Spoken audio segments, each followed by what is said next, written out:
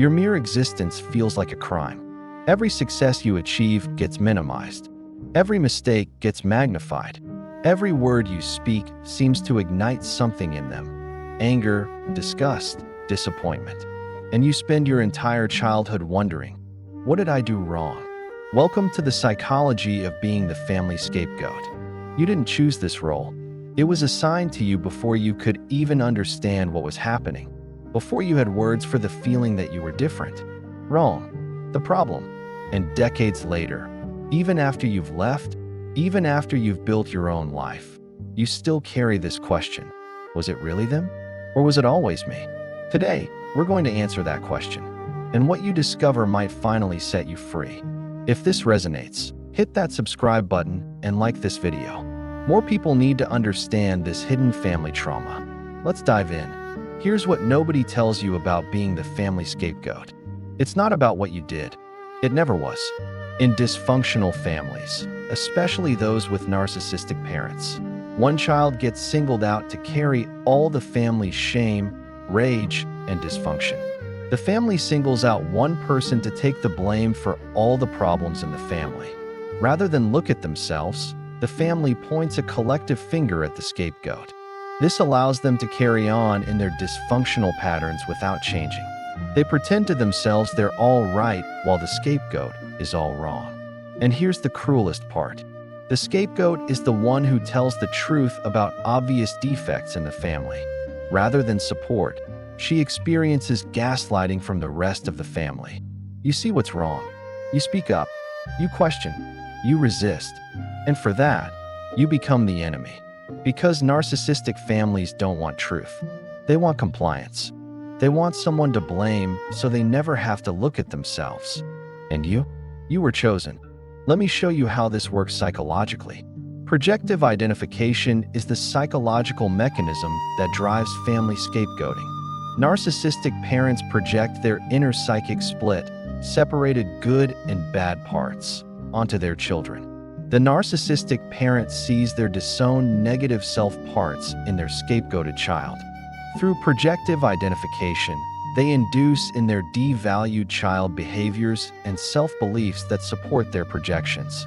Translation: they see everything they hate about themselves in you, and they treat you accordingly, not because it's true, but because they can't face their own darkness. So they dump it on you instead. The scapegoat becomes the family's emotional dumping ground. They are the trash can for all the unwanted feelings, secrets, issues, and dysfunctions.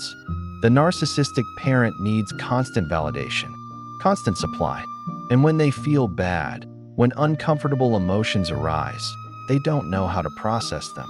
To maintain an image of superiority, the narcissist must always be seen as perfect. Anything that does not support the narcissist's perspective becomes a hot potato. It is quickly given to the scapegoat. The scapegoat is blamed, shamed, ignored, punished, and neglected. They become the dysfunctional family system's self-soothing mechanism. You become the family's emotional regulation system, their way of feeling better about themselves without actually changing. And your siblings? The scapegoat's siblings often side with the narcissistic parent. They also benefit from the dysfunctional system. The siblings quickly realize that being in the firing line is a crappy place to be. To avoid being treated like the scapegoat, they become bullies themselves. So you're not just fighting your parents. You're fighting the entire family system that benefits from your role. Here's what it feels like growing up as the scapegoat. The scapegoat then feels worthless and unable to do anything right. Just their mere existence is wrong, bad, and a burden. They feel unlovable, and this carries throughout their entire lives. Nothing you do is enough. You get good grades? They're not good enough. You win an award? They find something to criticize. You express an emotion? You're being dramatic, sensitive, problematic. See, they never were given the chance to find out who they really were/are. They were just told that whatever they were doing was wrong, and therefore they are just wrong. So the scapegoat struggles with identity. They are stuck in cognitive dissonance, not knowing if their parents are right and they are the monster, or if their intuition is right and something is wrong with their parents. This cognitive dissonance, this not knowing what's real, is one of the most damaging aspects of being scapegoated, because part of you knows this isn't right, but part of you has been told your whole life that you're the problem, that you're too sensitive, that you're making things up, and you spend decades questioning your own reality. Let's talk about the golden child. Where there is a scapegoat, you will find the golden child. This child can do no wrong and is adored and loved by the abusers. The scapegoat compares themselves to the golden child, as do the parents. The golden child embodies everything the narcissistic parent wants to see. They're the idealized version, the one who reflects well on the parent. And you're the shadow side, everything they don't want to acknowledge. The golden child also witnesses the abuse of the sibling scapegoat, creating a sense of fear and insecurity which can be unconscious, but is always hovering in the background. People think the golden child has it better, and in some ways they do, but they're also trapped. Their identity fuses with the parent's needs. They become an extension, not a person. Meanwhile, you, the scapegoat, develop something they don't. This is likely due to the scapegoat having stronger boundaries than the golden child and, often, opposing or withdrawing from toxic family dynamics that threaten to engulf the scapegoat's identity completely. You fight back. You resist. You maintain some sense of self even while being torn apart. And that resistance? That's your strength. Here's what happens to scapegoated children. In dysfunctional families, child roles are artificial and are meant to serve the needs of the parent. In family units where a parent or caregiver has narcissistic personality disorder, NPD, there's typically a family scapegoat, a person the family blames for their problems as a means of deflecting attention from real conflict. You're not allowed to just be a child. You're assigned a role, a function in a dysfunctional system. In an emotionally illiterate or volatile narcissistic family, it is common for one child to be singled out for ongoing scapegoating. This child is made to carry the narcissistic parent's negative projections while also frequently being burdened with adult responsibilities in the family. So you're simultaneously being told you're worthless and being expected to handle adult problems, to manage emotions, to fix things, to carry weight children shouldn't carry. This role reversal leads to the parentification of the child, whose legitimate developmental needs to be guided and supported into adulthood are undermined by the needy, demanding narcissistic parent. You raise yourself. You parent your parents. You manage the family's emotions while your own needs go completely unmet. And the effects? They last. As devalued and bullied members of hierarchical narcissistic family systems, scapegoated children struggle with a traumatized nervous system, self-esteem deficits, and eroded personal boundaries that make them vulnerable to health problems and further abuse dynamics in their adult relationships. They typically enter adulthood with anxiety, anger, depression, and other symptoms of complex trauma with only a vague sense of the roots of their suffering. You know something's wrong. You know you're struggling, but you might not connect it to your family because they've spent your entire life convincing you that you're the problem. Let me tell you what makes you the scapegoat in the first place. It's not random. Certain traits make children vulnerable to this role. The scapegoat almost always has more psychological awareness than any other family member. This is why they are the whistleblower that sees what's really going on. They are emotionally intelligent, and that is a threat to the abusers. You're perceptive. You notice things. You question inconsistencies. You have empathy and emotional intelligence. And in a dysfunctional family, those traits make you dangerous. Because you see through the facade. You notice the abuse. You recognize the dysfunction. They are then a threat to blow the family's cover of being a good family, because the rebel may tell people about whom they really are, abusers. So, the family makes the child feel as though they are the problem. The family needs to silence you. And the way they do that is by making you believe you're the crazy one, the problematic one, the one nobody would believe anyway. She may be the mentally healthiest member of the family, but by banding together, the clan convinces itself and the scapegoat that the opposite is true. Read that again. You might be the healthiest one, but they all gang up to convince you you're the sickest. And after years of this, you start to believe it. Here's what happens when the scapegoat finally recognizes what's happening. Once the scapegoat realizes that they are the scapegoat, they are angry, frustrated, confused, and can feel hopeless. Because suddenly everything makes sense. All those years of confusion, all those times you couldn't understand why everything you did was wrong. It wasn't you, it was them. But that realization doesn't just bring relief. It brings rage, grief, a devastating understanding of how much was stolen from you. Your childhood, your self-esteem, your sense of safety, your ability to trust.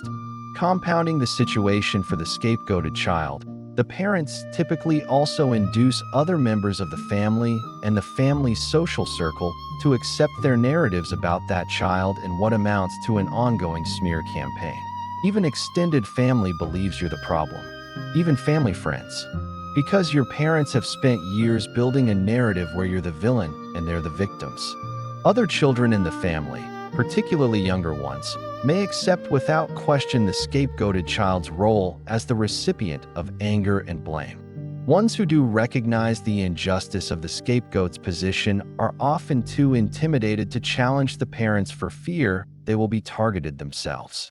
So even if someone sees what's happening, they stay silent, because they don't want to become the next scapegoat. And you remain alone in your truth. Let's talk about what this does to your relationships as an adult. Childhood scapegoats may end up in relationships with someone NPD because it feels familiar. Verbal abuse is normal to them, and they're used to being treated this way.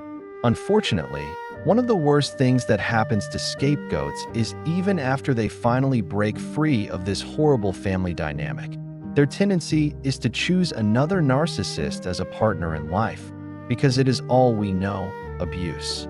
You recreate what you know, not because you want to, but because dysfunction feels like home. Normal, healthy love feels suspicious. Too good to be true. Unsafe somehow. But abuse? That feels familiar. That's what you learn love looks like. You also struggle with low self-esteem. The combination of being shamed, verbally abused, and humiliated can create challenges with self-esteem. You don't believe you're worthy of good treatment, so you accept poor treatment. You make yourself small. You over-apologize. You take responsibility for things that aren't your fault, because that's what you were trained to do. Here's what healing looks like. First, you have to recognize what happened. To stabilize and work on recovery from the debilitated scapegoat identity, adult children must reject the negative projections thrust upon them by their narcissistic family of origin. This process can take a long time, as denial and scapegoated children can persist for decades, if not a lifetime. Because accepting the truth means accepting that your family didn't love you the way you needed, that they used you, that they never saw you as a whole person. And that's devastating. For the scapegoat, recognition of family bullying usually follows countless failed attempts at fixing a problem no one else will acknowledge. You tried so hard to make them see, to make them understand, to fix the family, but you can't fix what they refuse to acknowledge. You can't heal a system that benefits from your pain. So healing requires something radical: distance. For the scapegoated adult child, recovery usually necessitates limiting or ending contact with abusive family members who force an existential choice between having a family and healing the self. This is the hardest part, because even after everything, you still want a family. You still want them to see you, love you, apologize, but they won't. They can't, because acknowledging what they did would require them to face themselves. And that's the one thing narcissistic systems cannot do. So you have to choose: the family that scapegoated you, or your own healing. And if you choose healing, you might lose them. Members of my family have successfully, as narcissistic families always do in these situations, band together and tell the world that the scapegoat is mentally ill or some other such issues. They'll make you the villain in their story. They'll tell everyone you're the problem, that you abandoned them, that you're ungrateful, but you know the truth. And sometimes, the truth costs everything. When you speak up and say no more, you are ruffling the feathers of a toxic family dynamic. You are supposed to keep their secret, Breaking silence breaks the system, and they'll fight to maintain it. But your freedom is worth it. Here's what you need to understand. Understanding that this role was given to you without your knowledge or choice can empower you as an adult to choose differently. You didn't choose this. You didn't deserve this. Nothing about who you were as a child justified being made the family dumping ground. It's important to know it's not your fault, and you had no control over your position within the family. It's a role that was forced on you from a young age.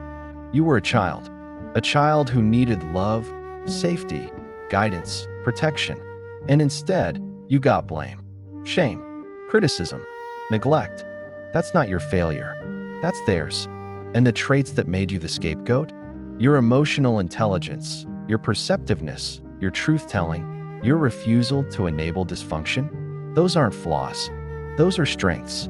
Scapegoats may experience significant trauma, but are also most likely to break free from the family. Because you question, you resist, you see through lies. And those abilities, the very ones that got you scapegoated, are the ones that will set you free. The journey of recovery involves several things. Working with trauma-informed mental health professionals who understand narcissistic family dynamics and can help identify and transform limiting beliefs. Establishing healthier boundaries in family relationships, which may range from limited contact with specific conversational boundaries to complete separation depending on the situation. Building a chosen family of supportive, validating relationships that provide the emotional mirroring missing in childhood. Developing self-compassion practices to counteract the harsh inner critic internalized from family messaging. You have to reparent yourself. Give yourself what they didn't give you. Compassion, validation, the understanding that you were always enough. To begin the restorative journey, children who have been subjected to the scapegoat role must learn to stand up to shame and focus on healing their inner world first. Healing stems from a foundation of having a strong sense of identity and self, and building a supportive relationship with oneself.